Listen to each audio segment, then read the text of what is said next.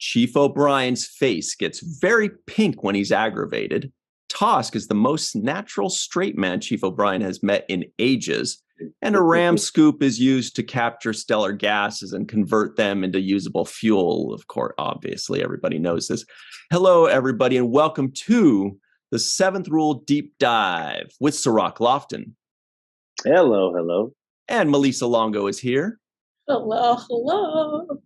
My name is Ryan T. Husk. Today we're doing a Deep Space Nine deep dive of episode 5, season 1's Captive Pursuit, story by Jill Sherman Donner and teleplay by Jill Sherman Donner and Michael Piller.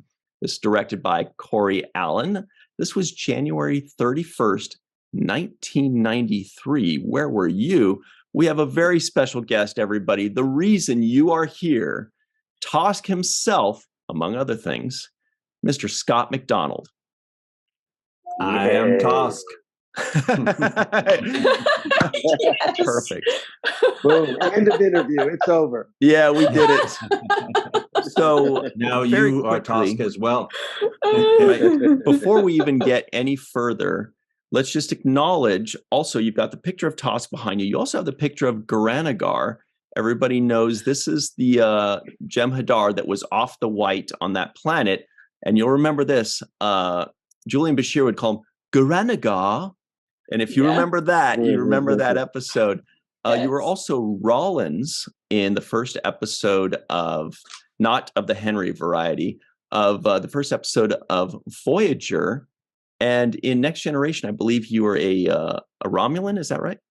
Yeah, I was Sub-Commander Nivek. I kidnapped Marina Sirtis and made her into a Romulan. Yes. That Yeah. was So so fun. good. Yes. Yeah. Again, I was really lucky and got in a lot of really well-written episodes of Star Treks on all 4 of the new, well, at the time, the new. This is the 30th anniversary of Tosk, which just hurts my feelings. Because luckily I did it when I was 5 years old. So Mhm. Is Tosk still on the run? yes, he is. Yes. Tosk lives. Nope, they never got him. Tosk lives. They never got him. So, Scott, this was your first role in Star Trek, I believe. Sub-Commander Nivek was same year, about the same time, but technically this one was recorded, shot, and released first. Were you a Star Trek fan before you were on Star Trek? And can you tell us what the interview process was? Like the first days coming on for the interview, the first day coming on that gigantic, beautiful set.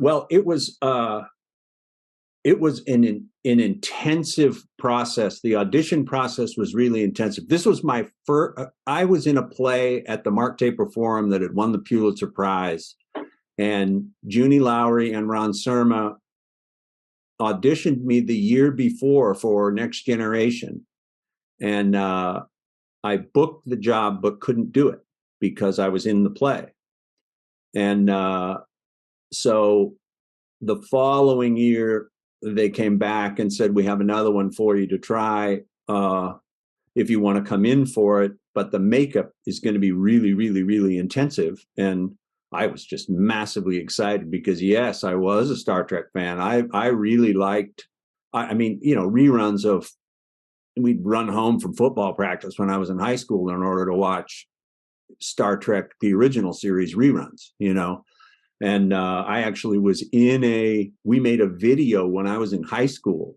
that was a kind of a joke takeoff on Star Trek, where I played Captain Kirk and everybody in a red jersey was down in this one room and they would get called to set and they would all scream and howl and cry because they knew that all the red shirts die. And we literally had a production guy drag them out to go to the set. It was pretty good. It was pretty funny. We had some pretty funny jokes, that were in it. I wish I had that thing. It would be hilarious to put it together with some of the stuff that I've done since then. But so yes, I was a fan. The audition process was incredibly intense. It was my first guest star in Hollywood. So I didn't really know processes. And I kept doing things throughout the shoot and everything that were a little perhaps untoward, but I didn't know it.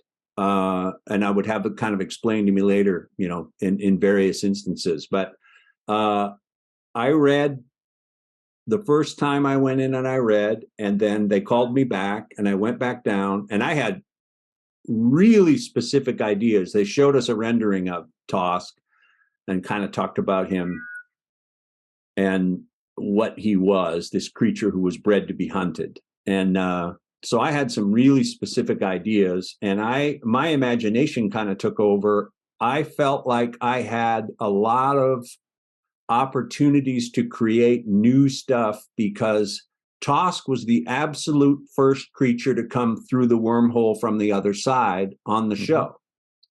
So I thought, okay, that gives me as an actor these opportunities for massive discovery. Everything he sees. I mean, at that time, we didn't have any idea what was on the other side. We were still, that was, unknown information. Plus, no episodes had aired when we filmed this. So, I knew who O'Brien was, but I didn't know any of the other characters yet. I was just coming off of, and it was the first time we did the makeup, it took 6.5 hours to get into it. Holy mackerel. I got there at 3 a.m. and got to set at 9:30. And so I never, ever saw anybody in the company out of my makeup. Wow. I got there before everybody and left after everybody every day that I shot. The only people who saw me out of my makeup were Corey Allen and Colm Meaney, because on the very last day of shooting, they took me. There used to be that little bar there on the lot at Paramount. I don't remember the name of it. It was kind of on the campus of Paramount Studios. And Cirroc, you may have been too young. They invited me there to have a drink with them, both of them, Coleman and Corey, which was flattering in and of itself, But it was, I went in and I read, and then they called me back, and I came back and I read again. And the second, of course, for the callback, the room was full of the producers. Everybody was there. And they kept giving me direction that they wanted him to be scarier. They wanted him scarier. They wanted him meaner. And they kept showing me the rendering saying, look at him, look at him. And I didn't know you weren't supposed to do this. I said, no, you're wrong. He should be an adaptoid. He should figure out how to get along with these people in order to accommodate his wishes, to use this facility to stay free, because freedom is the only thing he's interested in. He's on the run. He's free. As long as he's on the run, he's winning. So I don't agree with you. I don't think he should be scary. I think he should figure out how to get what he needs out of these people, and he's not going to get it here. And I even said in the audition, if he was on Kronos with Klingons, he would be meaner. He would get his blood up. He would do what they would respect in order to get what he needs as this adaptoid. And Corey Allen was in the room, our director, and he was from the method school. He was with, Corey Allen is the guy who goes over the cliff in Rebel Without a Cause with James Dean in the car race. That's Corey. Corey was a legendary Hollywood acting teacher and a legendary actor in Hollywood for a long time. And he came in with all those method guys, Dennis Hopper, James Dean, all of those guys.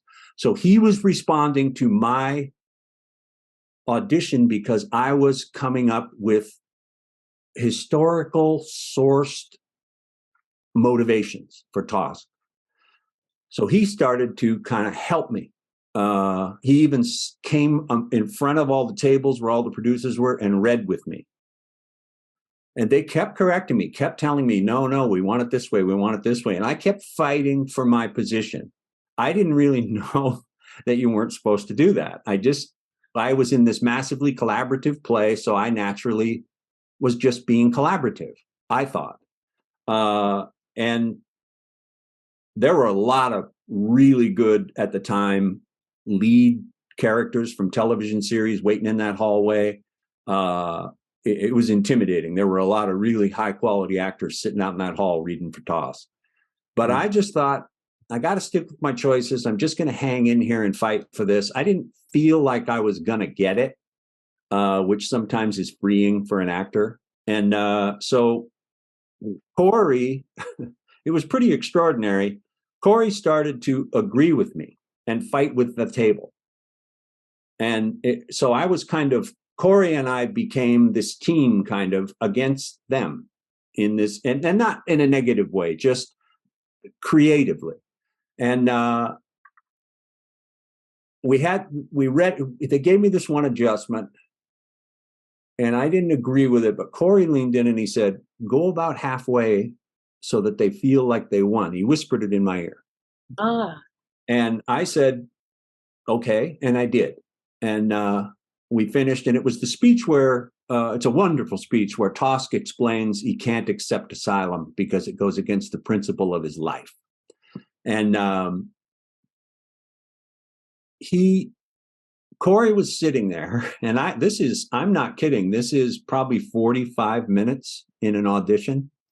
That's a long time. Unbelievable. That's Unbelievable. great, It hasn't happened to me since, and I've been in a million of them, and it hasn't happened to me since. And of course I had no idea at the time. I thought, oh, this must go on all the time. Because you don't feel like you're someone's, you don't feel like you're special. You just think this must be how it is. Right. And Corey, we finished that audition, and I did that little speech, and Corey turned and looked at them, and he was flush. He was kind of angry. And he looked at those guys sitting at that table and said, does anybody else have any damn questions for this fine actor? Aww. And just stared him down. It was extraordinary. I mean, I left thinking, wow, maybe. But I had a little bit of that feeling of like, boy, that felt a little bit more like a fight than it did an audition, Mm-hmm. And then I got it, and went and met Michael Westmore, and he showed me the original plate, and we did the form of my head, and we started to build that Tosk mask. And I mean, I was a kid in a candy store. I was on the lot at Paramount. I was going into the makeup. I had a little trailer that was mine. It was my first job in Hollywood of any significance at all. And I understand now. Yeah, go ahead. I want to, before you get too far away from where you just were, this is your first job in Hollywood. That's where you're at. But I want to ask you, in the audition, because it's so much makeup, what were you doing physically with your body to portray this character? Was there some of that involved in it, or is it just about the dialogue? No, that's a great question, and there was. I had an idea that because he looked so reptilian, I had this idea, how they talk a lot about dinosaurs becoming birds, the sort of avian connection to. So I had a lot of what I felt like were bird head movements, because I was imagining that mask. I was catching that, yes. Mm-hmm. And now we know where it came from. So I had a lot of, and it got even more so in that makeup chair for 6.5 hours, I would practice. I would just sit there in front of that mirror while they were working on me, because they don't allow you to sleep while they're working on you. And so I was, thinking, oh, this looks proud. This looks inquisitive, because it's such a strange process. You have no face. No, you can't raise an eyebrow. You can't curl a lip. And this is the first mask that Michael Westmore ever glued inside the lips of the actor. Wow. First one ever. And I had these cat's eye contact lenses. They were hard, not soft back then. And they had this idea that you were going to see Tosk multitask on all these machines rapidly. So the makeup on my arms, they built a prosthesis that went on and was glued on every day over the top half of my arms. And then they would make up my hands brown So I couldn't touch those contacts. Oh no. So I had an eye technician on set. His name was Jean-Pierre, and he was from a contact lens store in Beverly Hills. So one of the cool things, what's the order, Cirroc? Speed, sound, something, action. Every time before the clack. Right. So, but Sound, it would go. speed, They would rolling. say Sound, speed, rolling. sound, Speed, rolling, rolling, and then action. yeah. But in my shots, they'd say speed, sound, rolling, Jean-Pierre. Contact This lens. guy, this guy would walk into frame and stick his finger in my eye right before the shot and roll those cat's eye contact lenses to straight. I don't know if you've ever had anybody do that. It's massively disconcerting. Massively so. We were at middle of day one, and I went to Corey and said, listen, man, I need about 10 seconds after that guy takes his finger out of my eye to get back to being tossed, because Scott MacDonald goes on red alert that somebody's going to touch his eye, and it gets in the way of my process. So can I just, and then we had a hand signal if I was in a close-up that I would give him, and then he'd say, and action. Once I could get Smart that you Husk voiced back that. into my head. Yeah, it took me a while to get used to it. By day 3, I was over it, but it was crazy. Sometimes You can't touch your along. eye. Yeah. Oh, yeah. All the time, all day long, touching them. And some takes we'd be doing it, and they'd say, "Oh, cut," and I'd say, "No, that's the line," and they'd say, "Now your contact lens is spinning." So we would have to start over, Oh no! It's like telling 3 eye o'clock now. while we were shooting, and so he, and I'd think, "Oh, here comes Jean-Pierre again," and he would stick his finger in my eye. It was, and it was I lost 16 and a half pounds in the 8-day shoot. I was sweating inside there like nobody's business. We would dump a half a glass of water out of each one of my boots at the end of the day. It was a full neoprene, full body wardrobe. Wow. Plus all of that 6.5 hours in it. It was brutal. It was a brutal makeup. I had no idea at all if what I was doing inside my head and inside that suit was translating at all to the outside. Because like I said, you don't have your face. So it was incredibly great when I saw the episode on TV, because I thought, oh my God, it worked.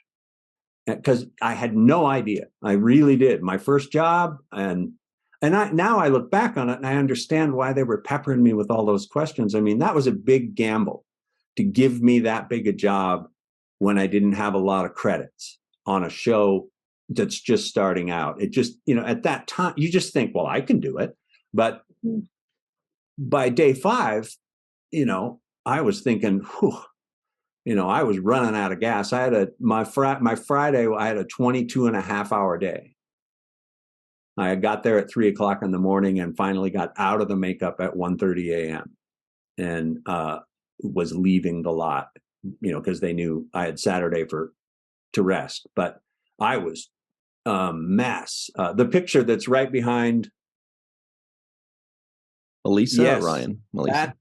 That on that day that we were Look at filming, that was that Friday. And I remember I had the lines, I did it. The whole thing, it's right when Tosca arrives, and there was all this techno babble, and I'm exchanging information with them. And we finished it, and Corey said, great, punch in, let's do it one more time. And I said, do what one more time? And Corey said, the exact same scene, the one you just did. And I said, I don't know it. Right, it's done. They said, what? What do you mean you don't know? You just did it. You were word perfect. I don't know where we are. I don't know what we're doing. And then I remember one of the guys who was working the doors and just said, you better get that guy some Gatorade. And because I was just unraveling. It was just so late, and they gave me the script and I looked at it and thought, oh, this scene, okay. But it was 30 seconds later and I didn't remember what we'd done. So I remember Corey saying, we're going to have to catch the rest of this on Monday because, he's done. He's running out of gas. Yeah. It was an extraordinary physical effort. Sounds like it. To play Tosk. It really was. It was, people ask me what's your favorite Star Trek character because I played 6 different characters, but I'm the proudest of Tosk because it was such a war inside that suit. It was really difficult to overcome and get the character through the suit. And that collaboration with Corey, he was incredibly helpful. You did an awesome job, Scott. Thank you. I'm glad you did it. You did a great job. Amazing. There was a moment there when you called for the computer and the computer's voice came on and you did a jump back at the screen. You're like, whoa. And I just thought it was such a subtle choice to make, but it made me really feel, one, like you had like you were a reptile, because it felt like a reptilian type of reaction. I just saw a lizard the other day and the way it jumped when I walked past it. Yeah. You jumped and too. so I was trying for all that, the newness of everything. Yeah, because and I saw it. Like I said, the first one through the wormhole I felt like this gives me permission. That's why that broken speech pentameter that I use, Colm said, like day 2, I don't understand why you guys are letting him get away with this. We have the universal translator. He was a little annoyed. And and I said, yeah, but how does it know yet? I just came through the wormhole. Right. And that broken speech pentameter, I just liked it because I call him O'Brien. Everybody calls him O'Brien. I call him O'Brien. So I kept looking for 2-syllable words. There was one that you were talking about the ram scoop scene earlier. And that scene, the original line was, "Can it be fixed?" And I asked, can I say, "Can it be repaired?"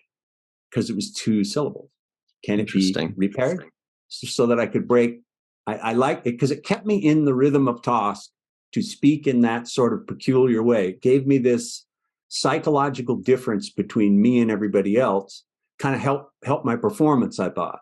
Might be actor overkill or whatever, but it was the choice I went for. But I didn't know, again, this thing of it being my first one, I didn't know that all had to go upstairs and to the writers and get okayed and come back down. I didn't realize I was creating. I just thought you were making waves. Havoc you were created. I really was. And I had no idea I was. I just thought, well, the script soup. They must like your kind of waves because they kept bringing you back. So, I mean, when they're saying, when you're making waves for the purpose of making the character as great as you possibly can, and putting that thought into it, I don't think that's something that people look down bad upon. I think it's something that they're saying, well, he cares about this. He wants to get it right. Exactly. They were motivated choices. They weren't egotistical, I guess, or look at me. They were just motivated choices that I just liked that 2 beats on words that I could do with him sometimes, because it would sort of bring me back to being him. Because like I said, there was this war going on inside that suit where Scott MacDonald wanted out. That stuff is claustrophobic. We had one day when Garrett Graham, who plays the Hunter, who's a massively accomplished actor himself and has incredible Star Trek credits besides the Hunter, he just unraveled one day and needed out. He started pulling on the makeup and was laying on the ground. I mean, I saw that a few times. It happened once when I was playing a Klingon. It happened to a guy. And I saw it once when I was playing the Xindi on Enterprise, where people just lost it. They're like, get this off of me right now. Yeah, right then. Yeah, I mean, and they can't just pull it off like that. No, Garrett was pulling on it, and they grabbed him and held him down and took him away. I remember Corey walked up and said, "Well, obviously the day has changed." Yeah. Have a different schedule all of a sudden. We're going to shoot all the over the shoulder. This stand-in will wear the hunter's gear, and we'll shoot all of your close-ups over the shoulder today, and we'll get Garrett tomorrow. Mm-hmm. You know, so there was stuff like that, and I was feeling it to a certain degree, but I was also so unbelievably jazzed to be on this great show and to be on the lot at Paramount and to be playing this character that it carried me through. I was spent a lot of days, but in a wonderful way, almost like, you hear basketball players say, I could have gone another quarter. I was so ready.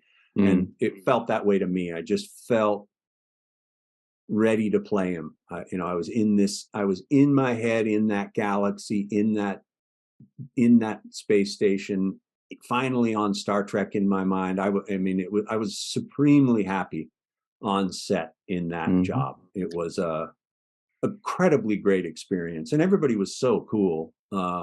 You talked about, like, what was it like the first time I walked in to the promenade, and there's a whole little scene where O'Brien comes and sees me in my ship, and then we walk out.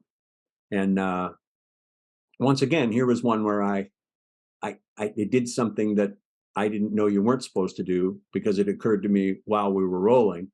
I came in, they rolled that door out of the way, and in we came into the promenade, and I took it in and did all of this physicalization of taking in the wonder of, because what a set. And then I looked right, and I didn't know who he was. It was Bashir, but I didn't know he was one of the leads of the show. And I had this idea, and I walked up and I got this close to him. And I hadn't done it in the original blocking. And I got up this close, and I looked him over and looked him over and looked him over, and then turned around and came back to O'Brien. And we got done, and Corey said, okay, cut. And Corey walked over and said, what was that? You didn't do that in the rehearsal. And I said, oh, sorry. Oh, well, I said, you're probably going to think it's dumb, but I have these cool cat's eye contact lenses, and in my imagination, they have a kind of a heat sensor in them. Oh, cool. When Tosk gets close, he can examine the biology of the creature so he sees the second human that he's seen since O'Brien, and he thinks, oh, okay, so they're kind of this way. I need to behave in such a way because these are calm beings. Mm-hmm. Corey stood there for a minute and put his hand up and said, everyone gather around. And I was thinking, uh-oh, what have I done? Have I blown it, And he said, most of you atmosphere people are actors, correct? Yes, everybody nodding heads. He said, I want you to listen to this. Tell that story again that you just told me, he said to me. And I'm thinking, I don't want to, I really don't want to. I don't want to. I don't want this attention on me. I want to try to stay in character. So I said it all aloud again. I just said, well, I was just explaining, that the eyes have a heat sensor and this and that and the other thing.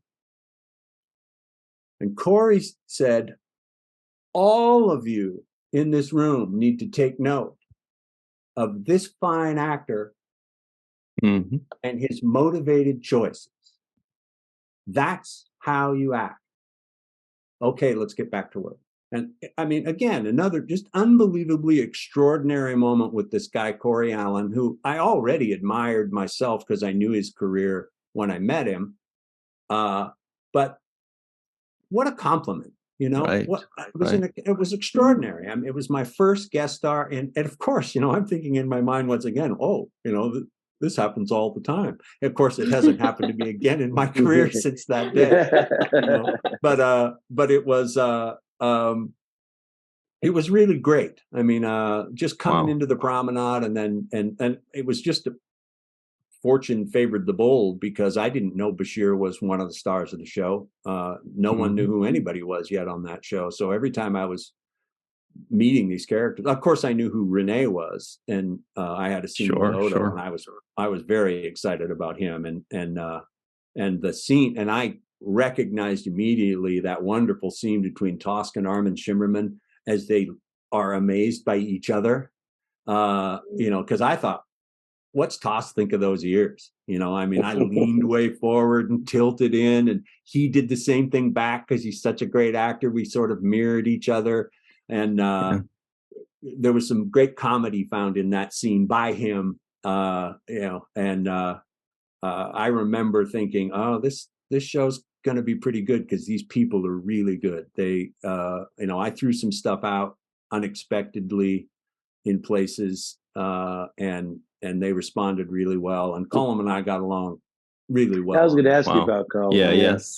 Sadly, we are just about out of time here, though. But what that means is that we've got to have you back, Scott, because we have so much more to talk about. You have so many more stories from different sets and different characters. I feel like there's still more about Toss. Before we go, Yeah. Can I just say how cool is this? Yes. Yeah. One episode and I got my own action figure. That's so cool. That's a win. No right there. way, right? No Yeah. way. I have a great friend who said getting a little action. I just Figures. no way, All right. Well, that's great. There's also a Hunter action figure as well. Somebody That's in right. this panel has both. But anyway, Scott. There was a obsessive compulsive Entertainment Weekly guide to Star Trek where they rated all the series, and unbelievably, Captive Pursuit was the #1 rated Deep Space Nine episode At that time. from, I think they'd only done 5 seasons at that time that they put that magazine out. That's still Deep great. Space Nine. But still, a friend sent it to me in the mail. He was just like, look at this dude. I didn't even know they did that kind of stuff. It was, fans, when I started doing conventions, started giving me magazines and things like that. I didn't follow it that closely. So an unbelievably great kickoff job, just total luck out. Great writing, great director, Fantastic. unbelievable actors. And You killed it. You killed it. Yeah. And Who's and Yeah, their patience for my we'll always have it to appreciate it. yeah. People Thank will you always very come to much. watch it. Yeah. That's Well, nice thank of you, you. I Scott. appreciate This has been amazing. We Ooh. can't wait to have you back, Yeah. honestly. And it's got to be sooner than season 5 of The Next Generation. So we'll definitely be Wow. contacting you again. Big shout out to Lolita Fajo for hooking this up, our good friend. That was amazing. Yeah. Everybody, stick around. We've got a little bit more of this episode, Captive Pursuit, on the 7th Rule. We'll be right back. Well, hi there, everybody. Welcome back to the 7th Rule Deep Space Nine Deep Dive with Cirroc Lofton and Malissa Longo. Hello. Hi. All right, we've got some Trivioids this week, and they are as follows. Sensors are picking up elevated neutrino readings. Chief O'Brien knows a little bit about ships, well, more than a little. The Caladrium flow has been damaged. 300 people live in Deep Space Nine, more or less. Quark kicks a Bolian out of his bar. Oh, man, I wanted to use that one at the top. That's a good one. Love those Bolians. Tosk only requires 17 minutes of sleep per rotation. A ram scoop is used to capture stellar gases and convert them into usable fuel.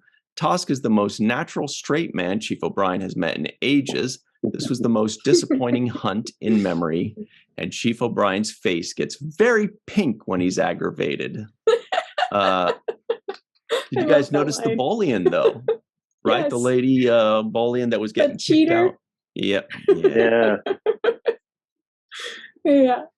Love them Bolians. So here are a couple things that I had never noticed before, because that's what this is all about, is jumping on things that kind of new to us. When they were saving Tosk's ship, and O'Brien suggests the tractor beam, and the ship was breaking apart, Chief O'Brien says the tractor beam's graviton field should shore up structural integrity. And I thought that's something I had not heard before, or I'd forgotten, is that a tractor beam can also keep it together. The ship's falling apart, and the tractor beam doesn't just pull it, it's actually like keeping it, holding it together. So that was kind of interesting. I don't know if you guys noticed that. Yeah, I've got a Um, tractor beam keeping me together presently, so it's an amazing thing. I didn't notice that before, but I did kind of pick up on new things I didn't see before. I was gonna like for me, right from the beginning, the lady who was complaining to oh, Cisco about being sexually harassed by Quark. the I didn't Yeah. Dabo notice. girl. Yeah, the Yeah, double girl. I didn't notice that before, I Hmm. know. and actually kind of would have liked to see a little follow up on that. I would have liked to see Cisco like put some accountability, fact check on that, and double check on what's going on, and basically set Quark straight on what the rules are going to be, and as far as harassing people sexually on my station. I thought that would have been a good scene to see because he was pissed off and he was like, no, I see what the contract says, but we're not going to put that in the contract. So I actually thought that was an interesting thing to start off on. Because you didn't hear about sexual harassment claims in the workplace as much as you do, in since that point. Mhm. It was a kind of a not a big thing as much as it has become today about workplace etiquette and sexual harassment. I thought addressing that at this point in time, season one, it was great that they touched on. I would have liked to see follow up. Mhm. Well, yeah, especially in 1993. Yeah, Yeah, it wasn't. pretty It it's ahead felt of like its it could have been time. its own B story, yeah, or It an could Yeah, A have been its plot, own. something, Yeah, yeah. yeah, I wonder if definitely. they yeah. considered it. I wonder if it was going to be, or if it was just, at the beginning of every episode, what Deep Space Nine, always does best is the episode opens up on a little slice of life. Mhm. O'Brien is coming home and complaining about lunch, to Keiko. Well, you just made sardines last Saturday or whatever. Yeah, well, Miles, we can make some. I want herring. I prefer herring, or and then Miles O'Brien, Chief O'Brien to ops. We need you for, or whatever. Or Quark is the replicators aren't working. So that's I guess it was just they needed a little slice of life thing, and they Mhm. dropped it in. But what they didn't count on is that it was an interesting thing that we kind of would be like, well, hang Mhm. on, I want to know more about what's going on. I want to follow up to this story. Yeah. Yeah, because later on we're going to see that Lita is having similar problems, right? Yep. Right. And so if this had been nipped in the bud right away, Lita might not have to suffer the same kind of fate. So I think Well, and the same with the one Dabo girl where Quark becomes a woman. She's right, dealing with the same exact thing.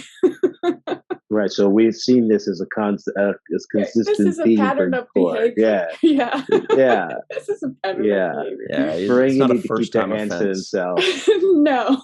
Hey, another Yeah. thing was that they mentioned Deep Space Nine, 300 people lived there. And for some reason, in my mind, I always remember it being 5,000 people in there.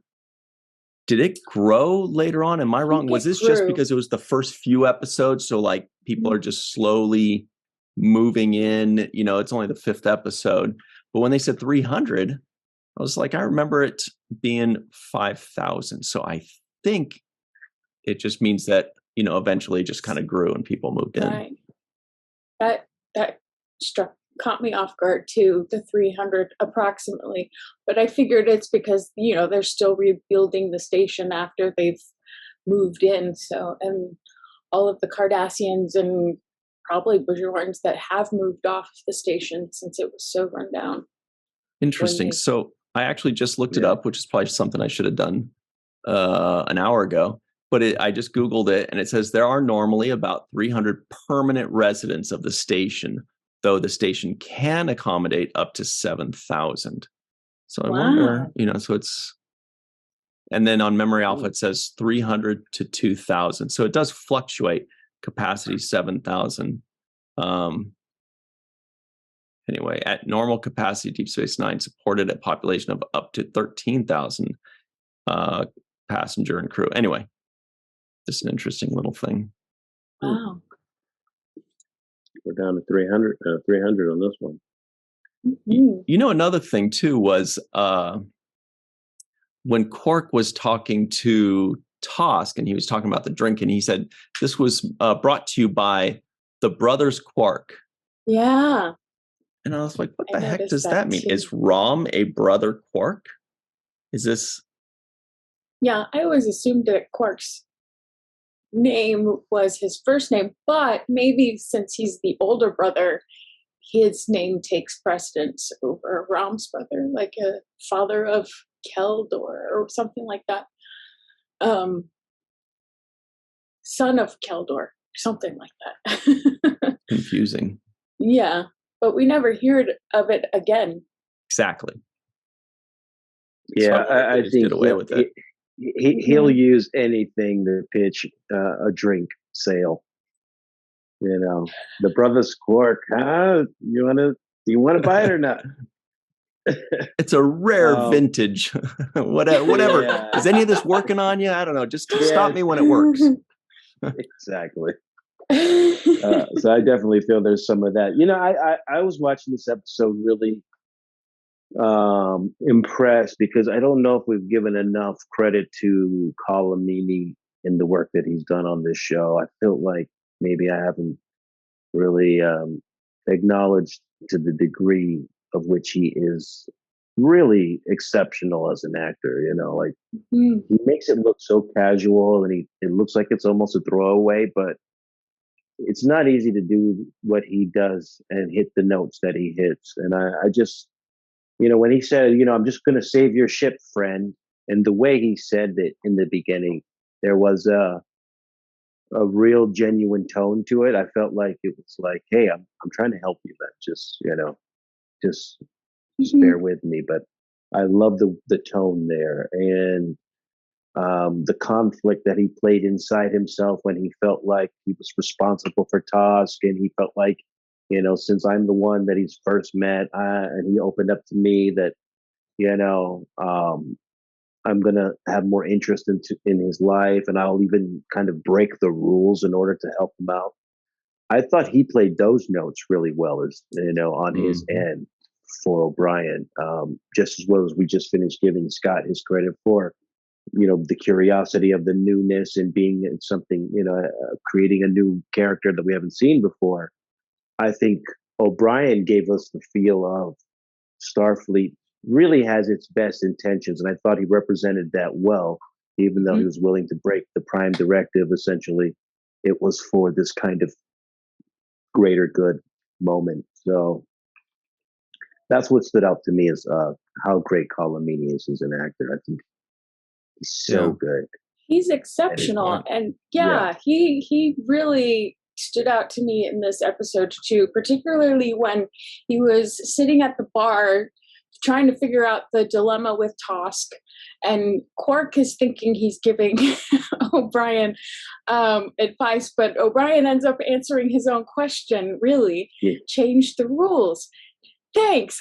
Right, but right. It's, Colum has such a wonderful way about him in that he plays a good everyman, you know? Everyman, like the everyday guy. Yeah. And it's believable. And I believe everything from that I'm getting about O'Brien. It's so real, right? Yeah. Like, is this guy even acting, or is this he's just being a bro? Yeah.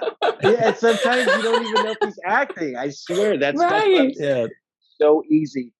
And it's like, you know, you it's like when you're going to work and you get caught at the light, you're pissed, and you're just by yourself, and you're like, I always got to catch the red light. I'm in a rush, and you might say something. That's how O'Brien is. Yeah, naturally, you know, he's just naturally in that state of mind, like, oh God, you know, see, here he comes again, or they want me to do something else. It's just what like, did I do? Yeah, that's what he always seems like to me. Hey, let's take one more quick break for our next segment and get right back into this. So everybody, stick around. Don't touch that dial. We'll be right back on the Seventh Rule. Well, hi there, everybody. Welcome back to the Seventh Rule with Cirroc Lofton. Malissa Longo, and a host of great shirts. Yay! I love all right. this one. So we're talking about Captive Pursuit, which I was telling Cirroc, was it that I keep wanting to call it Captive Honor, because as everybody knows, it's a Megadeth song, right? Everybody knows the Megadeth song Captive Honor. Yeah. But I keep catching myself. It's Captive Pursuit, Captive Honor. There was a cool transporter effect that the hunters had. I think maybe some people might have looked at it and thought it was kind of like cheesy 90s stuff, but I thought it was really cool. Anything that's like a new effect for a transporter is really interesting. And theirs was quick. It would just kind of come up and boom, like David Copperfield pulling up a thing in front of someone and they dropping it and they're gone. That's what it felt like. Mm-hmm. Yeah, that thing.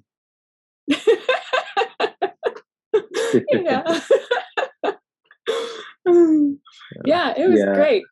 And I thought the helmets were great too. I thought their whole outfits were great because it felt alien to Deep Space Nine, and that's great. Yeah, I also like the scene where Toss tries to disappear on Odo and run away, and he's caught in the hallways. I love that just moment how Odo's like, good luck trying to outsmart me. The line about the flea market I thought was really clever as well too. Love that. Just like, I think we're just like a big flea market. That was cute, and it's a nice take on it. But I want to really also, we're also celebrating Cisco Day, so I really want to give Cisco a lot of credit too in these scenes that he was in. I liked the energy he had when Miss Sarda, the Double Girl, was complaining.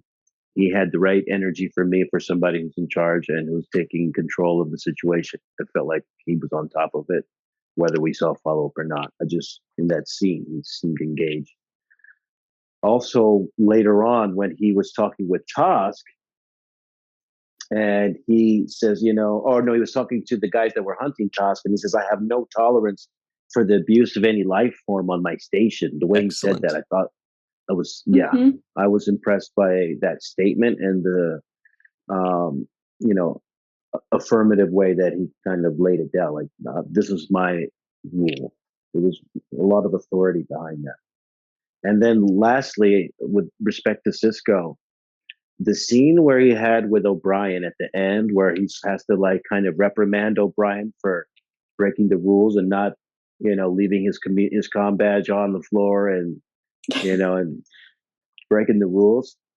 I thought that was really one of the best scenes as well, because Cisco is stern and he's, chewing him out as he should according to Starfleet's regulations and rules.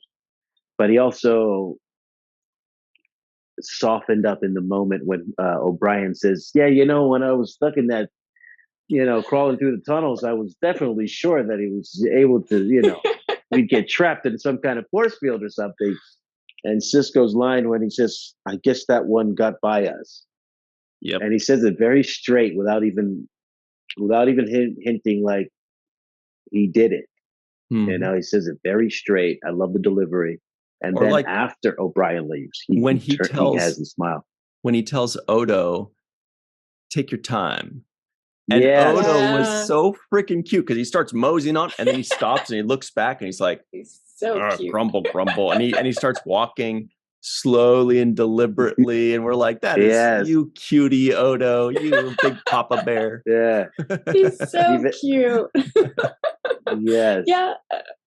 Yeah. Well, to add to that, when I was watching this last night, there was one moment, and I can't remember the moment, but I was like, I really like Cisco.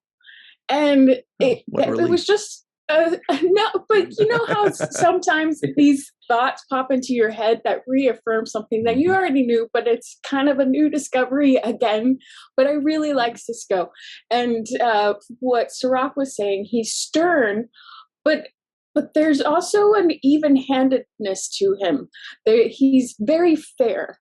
and he's open to everybody else's cultures, other species cultures, but he's also one to follow the rules as well. And he has a way of navigating that, towing that line between being open to other people's cultures and following the rules. So I think he's wonderful at that.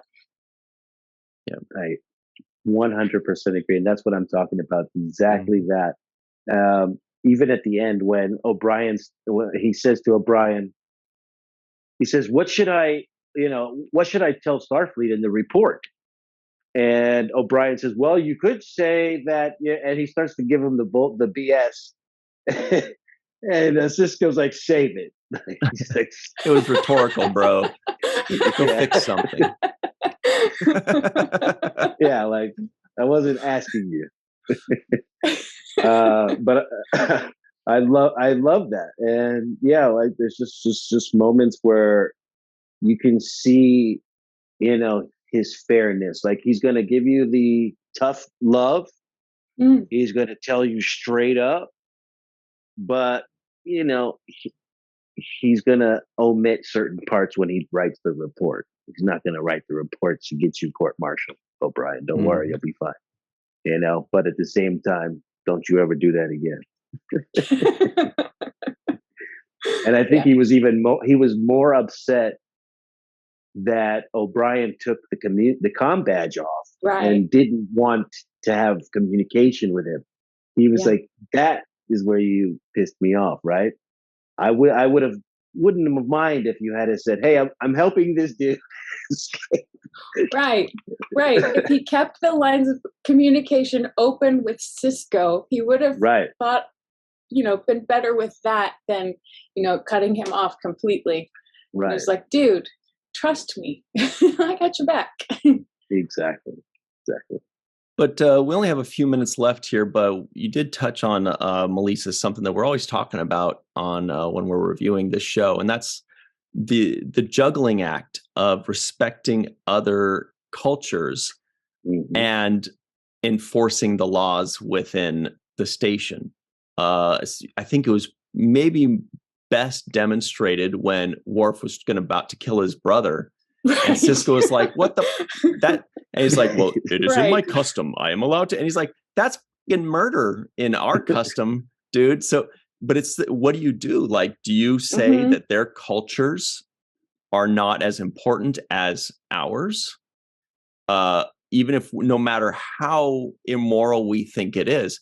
And so that was, again, this episode, maybe for the first time, was demonstrating that juggling act that not just O'Brien, but Cisco, it ultimately falls on his shoulders. Even if O'Brien is the sword that's dealing out the blow, Cisco is the one that is going to say yes or no, or look away saying yes, Yeah. It is the way he administers justice. It's how he does it that separates him from other people. I'll give you another example of how he administers justice. There was a point in this episode where Kira says, well, what if he requests asylum? And Cisco contemplates that and then says, if he asks, which is not the same as I'm just going to grant it to him. Right. Because that's what he would need. He needs at this moment. There is a protocol. He has to ask. If he requests it, I will grant it to him. And I felt like just like little things like that set in motion, like, O'Brien saying, okay, well, I'm going to convince him to ask for asylum. I'm going to have that conversation. But it was Cisco saying, I'm extending this olive branch, but I'm not going to overimpose it. There's a protocol. I have, a procedural way of things having to be executed. And I thought that was another example of how he leads, suggestively, or contemplatively. It's very subtle. Well, and I was thinking about that too.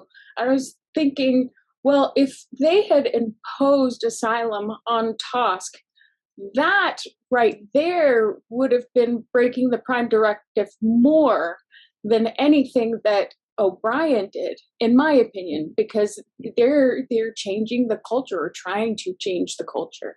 So if they had imposed asylum, that would be breaking the Prime Directive. Mm-hmm.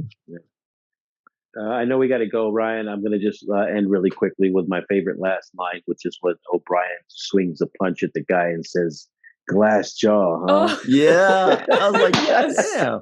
I didn't know they were going to talk that much shit in Deep Space Nine.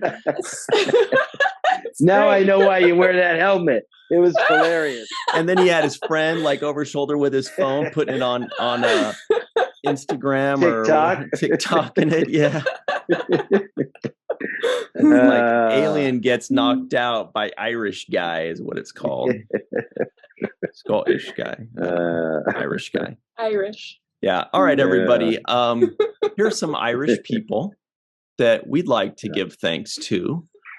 Their names are, before we go to the free-for-all, which is up next, their names are Homer Frizzell, Dr. Anne-Marie Segal, Eve England out in Wales, Yvette Blackmon-Tom, TJ Jackson-Bey, Bill Victor Arucan, Titus Muller, Darlena Marie, Dr. Mohammed Noor, Tierney C. Diekman, Anna Post, Anil O. Palat, Joe Balsarati, Mike Gu, the enigma known as DQ, Neil Akasaka, our good pal Justine Norton Kurtzen, Dr. Stephanie Baker, Carrie Schwent, Faith Howell, Edward Foltz, my live from Tokyo, the Matt Boardman, Chris McGee, Justin Weir, Jake Barrett, Jane Jorgensen, Henry Unger, Allison Leach-Hyde, Jed Thompson, Classic Marcia Schreier, Brandon Gant, and of course, Doctors Susan V. Gruner and Jason Okun. Stick around, everybody. We've got the free-for-all up next. We will be right back on the Seventh Rule. Well, hi there, everybody, and welcome back to the Seventh Rule with Cirroc Lofton. Hello, hello. We've got the free-for-all going on. Malissa Longo is here, of course. We are also joined by Justin Weir, Anil O. Palat, finally back, Jed Thompson, hello, Allison Leach-Hyde, wearing a radical Cisco shirt that Malissa Longo made. Jason Okun is here as well, ready to drop knowledge bombs as per usual. Goldu Scott Jensen is here with his sneer. Homer Frizzell is also here hanging out, thinking things. Carrie Schwent is also here. She's got a haiku possibly for us. And Mai is live in Tokyo with Cirroc dead center, and Aaron and I are sharing her armpits. Best. Oh man, Ryan, you're right in there, yeah. All right. So Malissa prepared a couple things for us. Let me pull these up. It is from when we reviewed this episode. Let's see. It was around May of 2019. It's about 4 years ago. Probably June of 2019. So right around. Here is the first one. Let me do this. It's going to be really meta for everybody listening in here. Okay, so hopefully this will work. Check this out. Well, I just think it's a really interesting conversation to talk about ethics and morality in conjunction with the Prime Directive. Yeah. If you are a blind Federation, I shouldn't say blind. That's not the right way to say it. But if you were following Federation protocol and rules of the Prime Directive, that the idea behind that is that you correct me if I'm wrong or elaborate, Ryan, for me, because I may not express it correctly. But basically, the idea is not to get involved and not to change the course of a new civilization, species, or whatever. Not to get involved to the point of changing or altering their course or their life in the way that it's going. Yeah, is that a fair way to say that? Their development. Yeah. Okay. Nobody cares what Ryan has to say. So Malissa, can you tell us, please, why you chose that nice little snippet? Because I think it is an interesting question, especially with the rewatches with TNG, because they deal with those same kind of questions of, the Prime Directive. And I was kind of wondering if that applied here so much. Does the Prime Directive apply when a species is coming to you rather than you going to them? They're coming to your home world. They're coming to your home space with your rules. So, how far does the Prime Directive extend beyond? They're essentially a guest in your house. So, it's not the other way around. You're not the guest in their house. So how far does the Prime Directive really apply in this situation? That was my question. It's a good one. It's a good question too. Who's got an answer for it though? I think we're all looking at Mai right now. But if I can interject real quick, it's great to be back real fast. I think this is far less on the First Contact, because obviously First Contact was done so casually, and much more on that cultural, which Aaron had just mentioned. I think Aaron may have mentioned, but more on a cultural side of things of the Prime Directive, and dealing with two different species culture, except. Melissa, you're right. They're in your living room, and shouldn't they respect your rules? And this is good. That's where it gets a little murky. I think Homer's got the right answer for it. He's like, great. Now I have to unmute myself. So much work today. I was hoping to get the right answer from YouTube. But I always thought the Prime Directive was, you don't interfere with the development of a society, before they have warp capabilities. Now, that's also about First Contact. So maybe they need to have that officially before there's First Contact. Clearly, these guys fly around, so let's assume they could go fast, so they had warp. Okay, so you have First Contact. So then it's all about this kind of non-interference and respecting the culture and what it stands for, and that always comes up in Star Trek. I think it's a gray area, and I think they were able to take advantage of that, and in this one. But I'm not. I look forward to someone else explaining exactly what the Prime Directive is and how it's changed over time. How's that for a non-answer? Very good. But who could possibly know every single detail about it? It's going to tell us about the sound recording quality. No. Okay. I can give it a shot, but first of all, I guess, Homer, the right question is, what is the Prime Directive? And if you look at the history of the Prime Directive, he was basically put forward or developed not to interfere with alien cultures, sometimes primitive ones. But the question is, if you talk about non-interference with the way culture develops, even if somebody comes to you, you can still influence them in such a way that their society doesn't develop in the way you think they would develop otherwise. So maybe the boundaries are a little bit different, but the overall impact may still matter. It may be that you can do a lot more without impacting them in that way, but you still can. If you go and you start, for example, you take one of their, political leaders and you imprison them or take them away or whatever not, that could be interfering with their culture, things of that sort. Aaron brought up something along those lines in these clips where he said, but the very mere fact that they're meeting at all is going to change the course of their culture, because we all affect each other, whether we mean to or not. So just that First Contact is a changing great movie, of the course. Well, let's actually, speaking of Aaron, let's hit this next clip that you chose for us, Malissa Longo.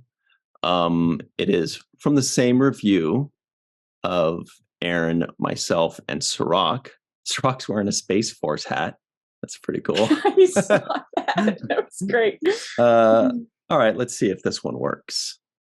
Because I want to hear your thought on this. So in my thought, I almost would have rather seen Cisco give him back and go, that's what he wants. Who are we to tell Tusk what his life is worth or what his purpose in this world is? And this is their society. And and even from the hunter, there's great reverence for Tusk. I mean, it goes back to the gladiator, right? It was reminiscent to me of gladiator, although they were slaves, but right. I don't know my history very well. So Malissa, I think we brought that clip a little bit longer than you wanted us to, but I'm glad we hung on for a few more seconds. That was good. Why'd you choose this clip? Well, because it kind of goes back to that same question about, interfering and what have you. And actually rewatching this episode last night made me think that actually O'Brien put them back on course to living in their true culture, and adhering to their culture the most, because he let Tusk go so the hunt continues. So they put them back on track. He put them back on track essentially. Mm-hmm. Yeah. I didn't think he interfered. I didn't think there was an interference, like a first contact interference. But back to what you guys were saying about the jurisdiction and when you're in somebody's, in their space, as opposed to venturing out to another person's location. I think that does matter.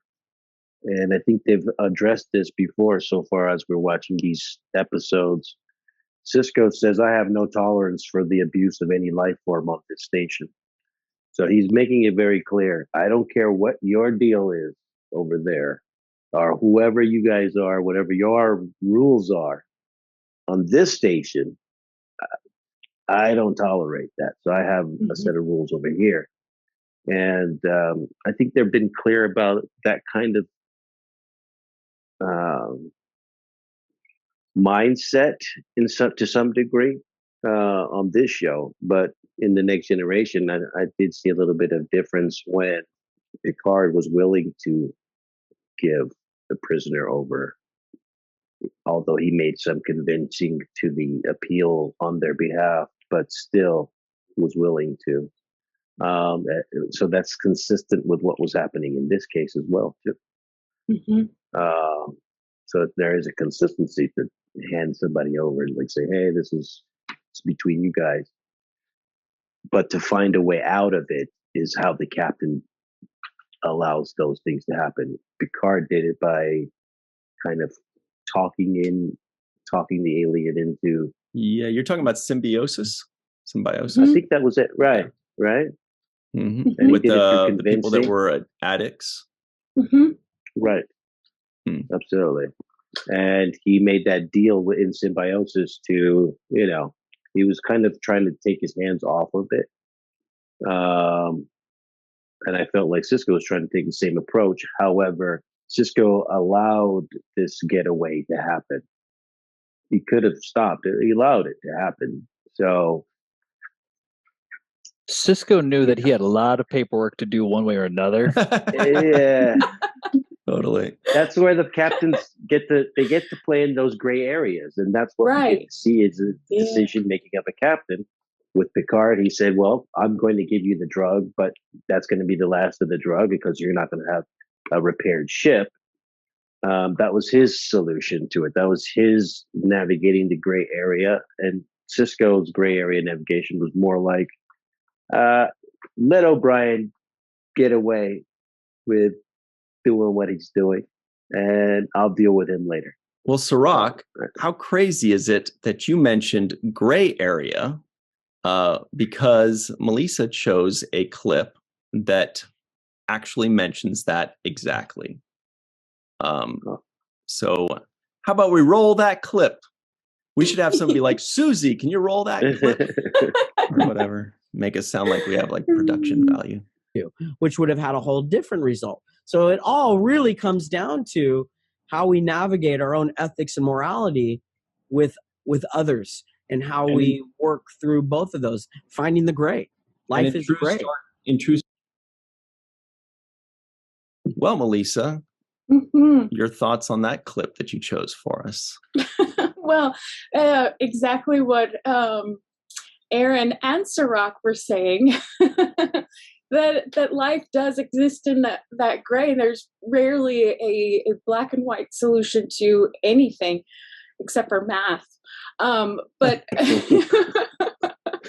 you know, and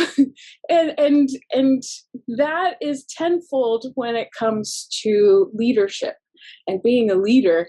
Is there's so much gray, and you have so much to that you have to navigate in that gray, because people, you know, naturally have their own agendas. So, you know, good or bad or gray, you know. Well, the people in the live chat right now are livid. They're screaming. They're like, what about Jake Cisco guesses the IMDb score? What the heck? So I guess we'll just take a quick break. And on the other side, we'll do that. We'll also see if there are any non-appearance mentions to mention.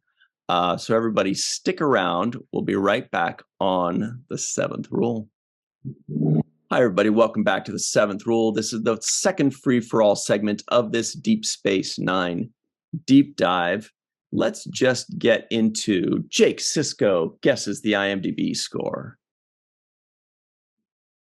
Oh, I'm going to say this was about like a 7.6. 7.6. Anybody else have any guesses that may not know? Before he said that, 7.4 was in my head. I'll say 7.5. Wow. Oh, you 7.1. 7.1. I'll cover it. Okay. Well, the Cirroc it's a 10. Lofton award goes to Cirroc Lofton. It is a 7.6. Oh, wow. All right. This guy is too good. That's why he gets the big bucks around here. I'm good Makes on Deep sense. Space Nine. I'm good on Yeah, Deep that's Space Nine. true. Harder on the other one. That's you're true. not bad on TNG. Yeah, I'm getting used to the scale now on TNG. All right. So let's talk about we've all seen this episode a million times or so, but was there something that you caught today that you hadn't noticed before? And let's start with the coolest shirt on the block, Justin Weir. Hey everybody. I knew I was going to be drinking today because it's Cisco Day, so I wrote down. Then what let's I was start gonna say. instead with no, I'm just kidding. I'm going to stick to this. Happy Cisco Day. I'm so happy to be part of this day with all of you. I know Duet is an awesome episode, but Captain Pursuit, this is my favorite episode of season 1. It really is. Call Meany. He is my favorite Star Trek character. He's the everyday man. I see myself in O'Brien, right? He's always irritated.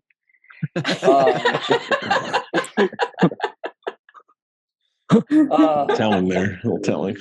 The O'Brien must suffer trope. It is as common as the holodeck malfunction trope. Like, we see it all the time. Yeah. We don't see that in this episode. This is an O'Brien must win episode. And in the end, he gambled. He went against Starfleet and it paid off. How money is that? So, yeah. Paid Very off money. and money. Yeah. Both figures of speech in one sentence. My honorable mention is Quark, because he gave O'Brien advice. Well, not really. O'Brien kind of took it for himself. But then he went over to the next person and was like, hey, how's it going? How can I help you? What's your troubles? And happy Cisco Day, everybody. Thank you. Love it. Thanks, Justin. Yay. We also forgot, so sorry, we forgot the non-appearance mentions of the week. Did Jake anybody wasn't catch in this episode. Yeah. So I think you guys mentioned this earlier. Ryan, you brought up the Quark brothers, and Malissa, you mentioned that that's the only time it was ever mentioned like that. And I want to point that out. It's the only name that I have was Rom. Does that count, Homer? I'll allow O'Brien, O'Brien did mention that he has a wife and kid. Yeah. Oh, Exactly. duh. Oh my. Sorry, Keiko, Molly. Well, didn't Cisco say Keiko at the end? Oh, I don't know. I didn't catch He's that. dressing Your down. wife will O'Brien. Right. Yeah. Was it your wife Yeah. or did he say Keiko? I don't. Also, Quark at the beginning said trouble with the little lady or something like that. Yeah. Yeah. Which I guess technically could be Molly as well, because she is a little That's lady. right. That's no good. She's like a toddler. But Ambiguous. good stuff. Yeah, so Homer is Rom a Nam, being that he said the brothers. Well, I think unless there's a brother we don't know about, it is. Exactly. Yes. All right. Yeah. Well, Jason Okun, was there anything you noticed today upon your 700th viewing that you hadn't noticed the previous 699? Sure. I have some things that are general and some things that are rather specific. In a general sense, I think it's maybe a little bit unusual for a Trek episode of that time is just to have an A story. There's no real B story here. Just an A story that goes right through, which is not necessarily certainly not how TNG ran for many years. So it was interesting to just kind of focus everything on the character of O'Brien and just have sort of the entire story devoted to his character, which was certainly different. So also on the global side, the story by credit and the writing credits with Jill Sherman. And she was a story editor on The Incredible Hulk, and we have the guest star who is in green. So that's, kind of a coincidence. And something more specific, which I thought it was really kind of interesting. In one of the scenes when O'Brien and Tusk are coming out from whatever underneath the ship, they're doing the repairs, Scott MacDonald hits Colm in the face with his foot. I mean, you can see it, and you can see Colm give him that look. What the hell? And then he continues acting, professional. Nobody else cut, and they just go right through the scene. I think it was just incredible to see that momentary lapse and then back into character and kind of going forward. So these are the things that I noticed. I didn't catch that. I got to see that now. Yeah, I got to see that too. It seemed like when Scott was recalling it that Colin probably got short with him a few times, and I wonder if that was because he got kicked in. You got to take a look at the look that Colin gives Scott. I mean, look for that. I know 1 that second. look. He's like, I know that look. I know that look. That's fun. Oh, that's great.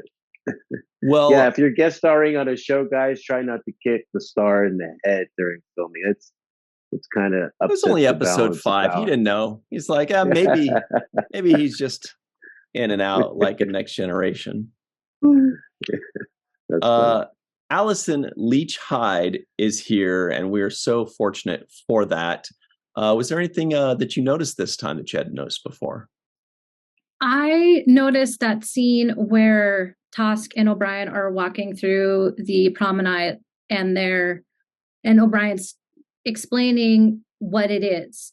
And I realized this time, I've seen the episode so many times, that they were really also introducing the audience again to how this series works. And I thought they did it really, really well. Like that was, like we're here, the Bajorans are here, we're just helping keep things together. And I thought that was really well executed to wrap it up in the story and keep introducing the new series to people, because they might have missed the previous 4 episodes. And this was a quick way to get it done. And I thought it was done really, really well. So that was what I was really surprised by, and how well written and put together it was for being, we're right in the beginning.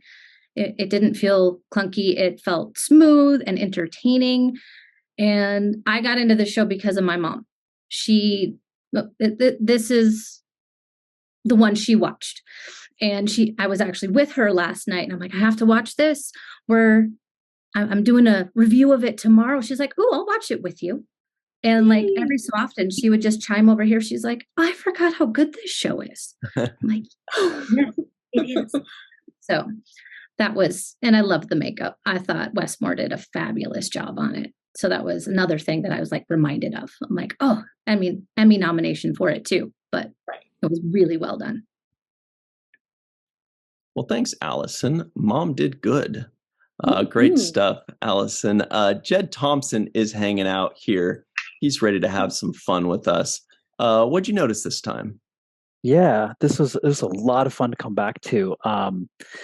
I thought this was such a classic Trek episode, but painted with DS9. And so you had all these nuances that DS9 is great for. And one thing that was underwhelmed about was this first contact with a new species, and it was sort of from a different part of the galaxy, and it just sort of fell flat a little bit.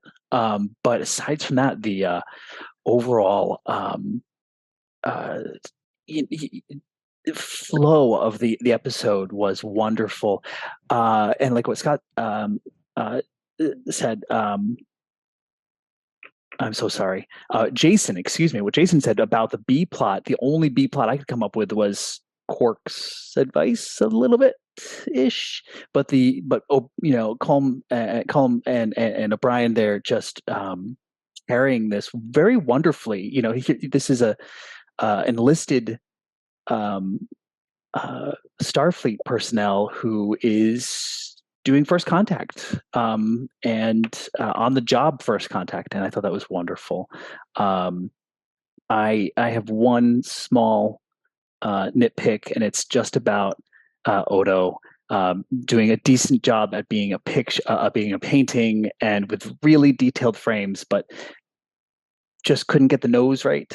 The Bajoran nose there, but yeah, and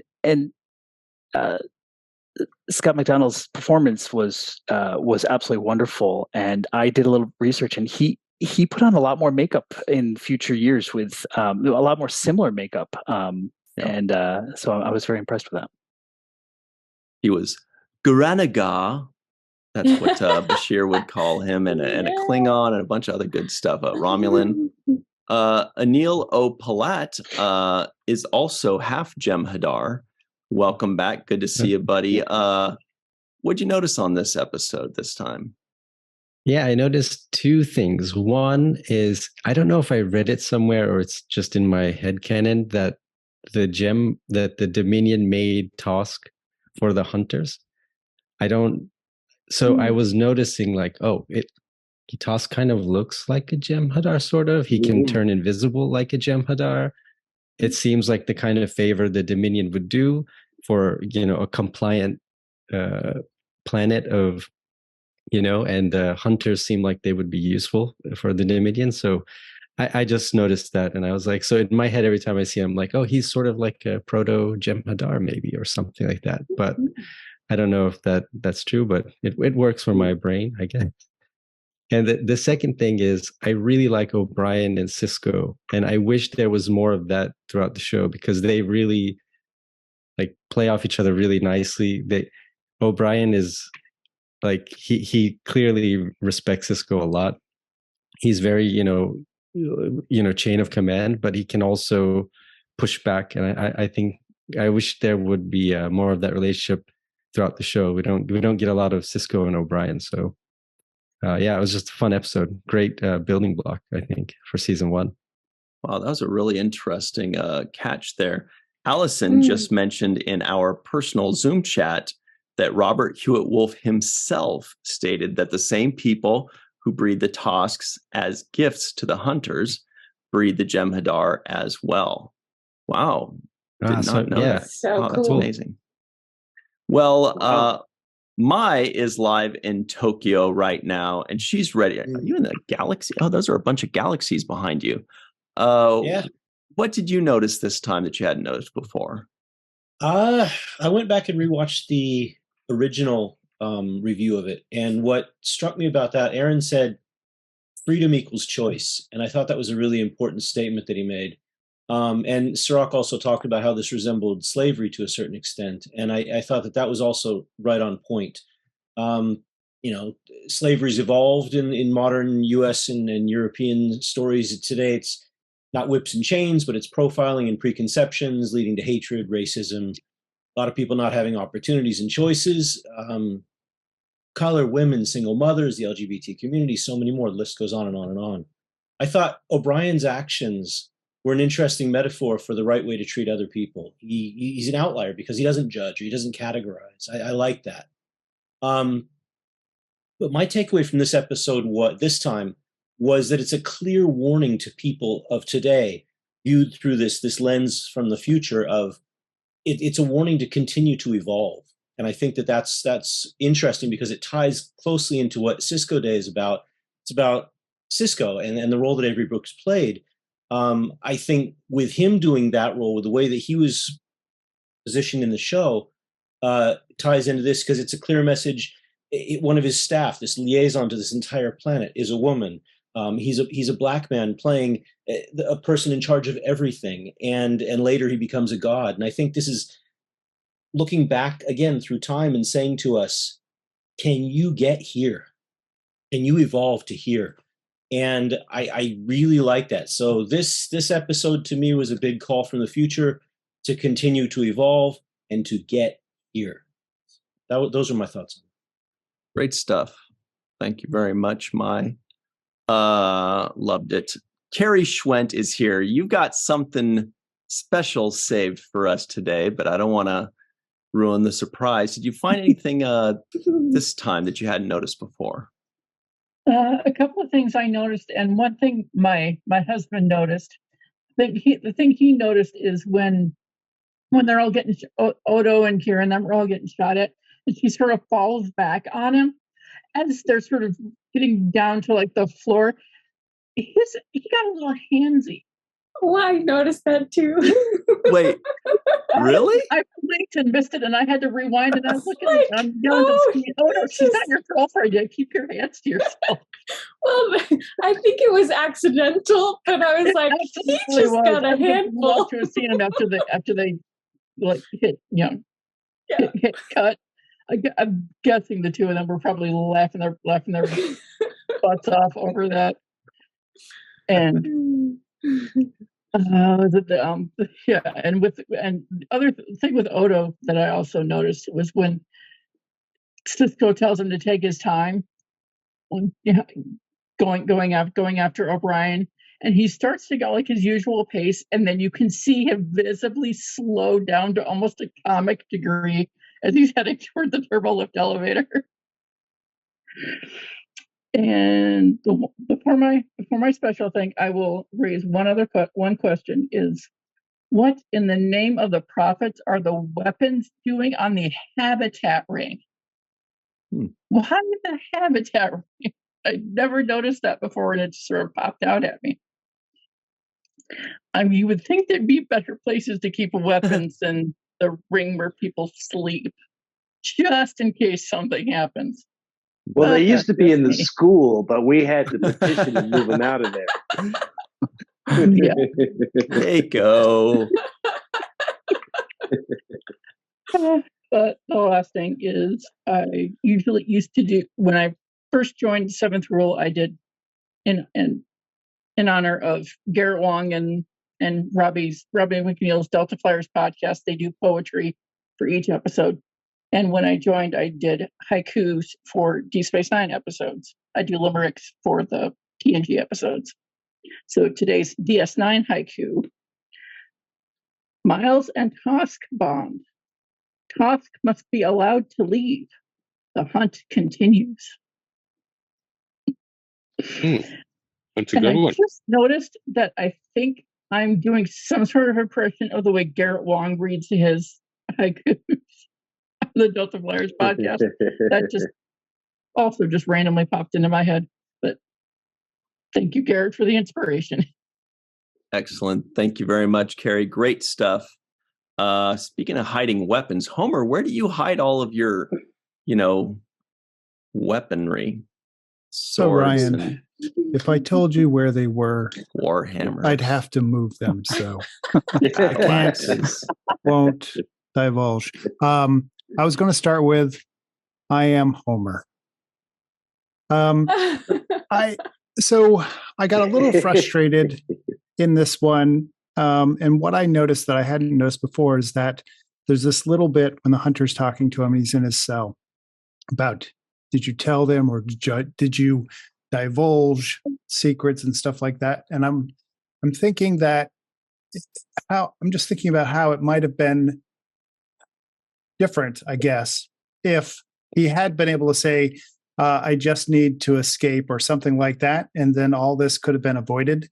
He has the honor, so it's not like he's going to take advantage of them. He knows what he can and can't do. So that just struck me a little funny this time, and that's all I have. And you told it well. No, I got through it. Goldie Scott Jensen is here as well. Good to see you. What'd you think? Did you notice anything this time that you hadn't noticed before? It hit me. I love this episode, first of all. This is one of my favorite season 1 episodes, early DS9, like first half of the show favorite episodes. It is one of those great bottle episodes, like everybody was saying. It's a good like DS9. If the Enterprise is wagon train to the stars, DS9 is Deadwood. And you have a lot of people coming into the town, and this was a cool, the stranger rolls into town, and a story rotates around an interaction between what O'Brien would probably be like, probably the Undertaker or whatever. Somebody has to do all the hard work in Deadwood, whoever that was, that's O'Brien.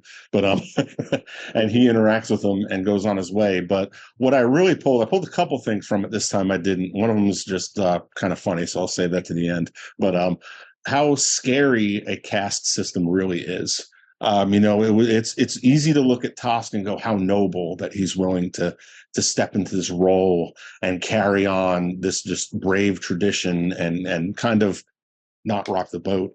And how horrifying that whole just blind faith to your destiny, if you were born to do this and you were born to go through this circle. Like, how long has this been going on? We had no clue. We had no clue if this has been happening for millions of years with their culture, or if it's been going on for the last, 100 years, 10 years, or however long. It felt like a very extremely long time. So I thought that was kind of, it hit me a little bit different this time because, usually it's like, oh, it's so badass. He's getting away. And I hope he's still floating around now doing something, maybe he'll show up in some future Trek iteration. Hey, wait a minute, also, Scott. You have Tosk and O'Brien behind you, hand in hand. They're being friends. They're happy. You see, they're still so happy together. I got to leave my little Easter eggs for everybody all the time. See that? I was thinking of the song "How Long Has This Been Going On" when you said that. Actually, I see that. And the hilarious part that I listened to it with my good headphones in last night. It wasn't just the TV across the room. So you hear a lot of dialogue, and you hear a lot of really great pauses between lines that the actors hold that just add a little bit more, like that quiet pause. And the part came in the beginning where we were finding out how much of a sleazeball Quark is, with it being literally written into the contract that these Dobble girls got to kind of do whatever disgusting thing he wants to do. And the funny part is that they say, she goes, it's right here in the Ferengi print. Not down here in the fine print. It's right down here in the Ferengi print, like section 48, sub-level B3 or something like that. I thought that was a cool little bit of dialogue just tossed in there, that they would say, oh, yeah, down here in the Ferengi print. We find out more about Quark, obviously, as it goes along. But yeah, it was a lot of fun. And like you said, Ryan, that transporting, oh God, that scene with that light and just how they looked a little bit more alien than alien. I love those costumes. The design is so cool. Like this whole episode altogether, everybody's acting, the makeup, all of it all across the board. Those costumes and that transporter was remind me of like the 70s. Very much a Doctor Who / Red Dwarf type feel with a cool, just off the edge a little bit more alien than alien, which was very cool. More human than human is also a great song. Thanks. Good stuff, Mr. Scott Jensen. Great job posing those two action figures behind you. Cirroc Lofton, do you have any final thoughts for us before we close out? Let's see. Final thought. One takeaway was the word friend. In the beginning of this episode, O'Brien calls them friend. He says, "I'm just trying to save your ship, friend." And for that reason, the friendship began. And he started to even articulate to Cisco. He says, "I feel like he's a friend." And it just goes to say that it reminds me of how the power of friendship really overcomes so many different things. It reminds me of Jake and Nog's friendship, O'Brien and Bashir's friendship, just friendship in general, and how powerful it is. I think that's one of the great storylines of this episode, and how even in such a quick time, you can form that friendship, and it doesn't take long. Sometimes it just click right away, and it's like you've had known that person your whole life. I really like how they kind of elaborated on friendship. And then my last thing I'm going to say is Dax's line in this was I think we should skip the formal first contact procedures. And I'm like, it's the first person. and you don't want to roll out the red carpet or anything. And thank God they did send O'Brien, because let's say Worf was sent out on that first contact mission. It would have not been the best representation. Do not touch that. It might not have gone that well. So, roll out the red carpet. It's the first time. It's okay. Have a couple of people meet him, put on some, the dress uniforms, make it nice and special. I think that's fair. But thank God they did send O'Brien, somebody who liked him, because if it was anybody else, it could have been, Kira might have even just cut him off really quickly. And who knows? So I just say we should go with the protocol next time. Always go with the protocol. That's my final answer on that. And otherwise, I did think it was a great episode. Yeah. I love hearing the backstory on Corey Allen that Mike MacDonald gave us, and the method acting. And so, there's so many gems in this. And, on the rewatch, we get great Colomini acting, great Scott McDonald's performance, and another batch of Cisco that it shows to be the wise kind of, boss. And I love that he's able to be gentle, stern, lenient, but strict. It's like all of the above. So it's such a good spectrum for the character. That's my final. All right. Sound like you were describing Malissa for a second there. Nice but strict and tough. Yeah, it's tough. Yeah. All right, we got to run, everybody. Otherwise, Melissa's going to be pissed. She's like, "You guys, we got to go." So thank you to Melissa, Justin, Anil, Jed, Allison, Jason, Scott, Homer, Carrie, and Mai for Cirroc Lofton, and myself and Mr. Aaron Eisenberg for leading the conversation. Thank you all for joining us. And until next time, always remember the 7th rule. Happy Cisco Day!